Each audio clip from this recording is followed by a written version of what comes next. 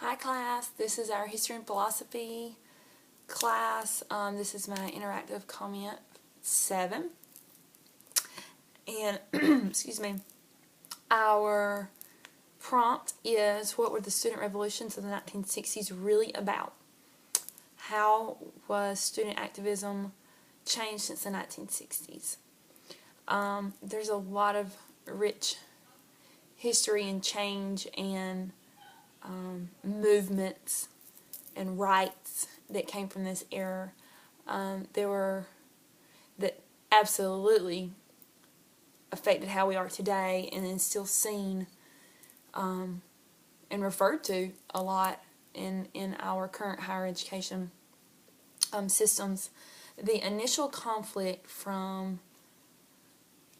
of the campus activism was about in loco parentis, which basically the students wanted more control over their own decisions about decisions and ways of college campuses and how that directly affected them. They wanted more of a voice, and they wanted more say-so, and they wanted to have take part in how things were decided, because they were the ones that are affected.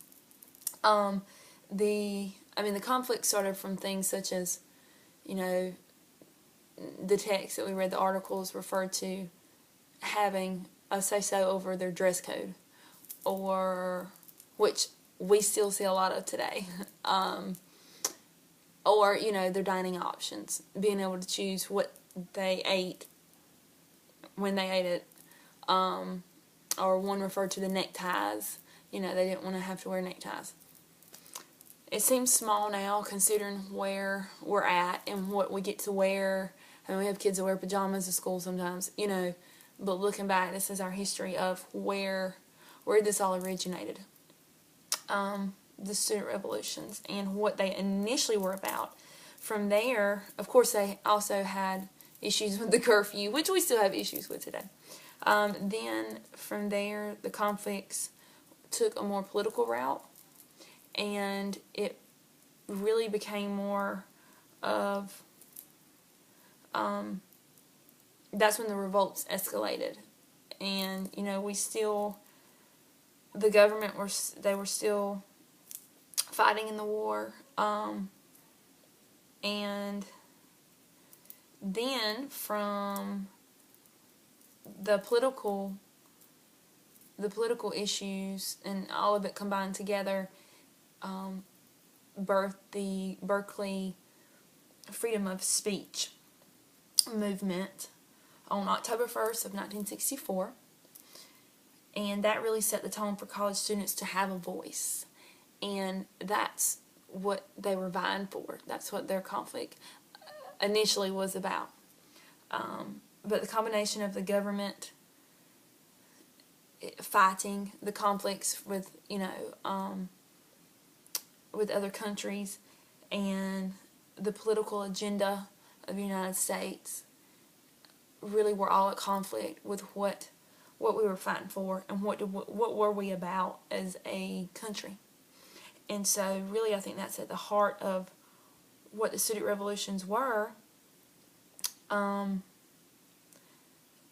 Basically the real protest of higher ed, along with the rest of the country, was about freedom.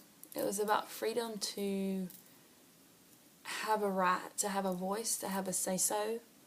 It was about civil rights. The civil rights was about freedom.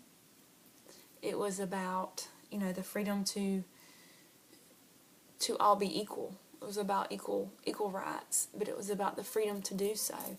It was about women's rights, like in Solomon text. The women in the colleges still were not, they were just starting to gain. They came back from, the women had took the men's jobs, and when they were going to World War II. So when the men came back from war, it was like the women were supposed to not work anymore, and they had the disposition, the higher ed administration had the disposition of, or the societal belief of, well, they can choose they can't have a both. You can't go to college and be married and have children and be a homemaker. So we were moving away from that to where, the revolts and having the freedom for women to do both, to be able to choose what they want to do. So this is what I feel like the student revolutions of the 1960s were really about. It was about freedom. Freedom to do all these things that make us the country we are today. And to make America who she is. And I think, how was student activism changed since the 1960s? Student activism is still alive and well today. We see it in colleges. We see it at BSU. We saw it with the flag issue. As much as students, community leaders were not happy about it, that is their freedom to be able to step on the flag. As bad as that sounds, that's what this is. It's student activism. How has it changed? I think now we have this freedom to do these things, with these acts. So we can be activists for what we believe in, but I feel like it's not as violent. Yes, there's some violence still, but it's not as violent. And now we have movements, we have history to look back on and go, look, this is our right, this is what we can do. And I think it's more accepted on campuses of higher ed to have students share their opinion. We can share our opinion. We have outlets in higher ed to be able to do that. We have student government associations. We have tons of outlets to be able to get up there, and it's encouraged to share our point of view. Whereas here, they were trying to suppress, and at that time they were wanting to shush these students in the 1960s. So that is how it has changed.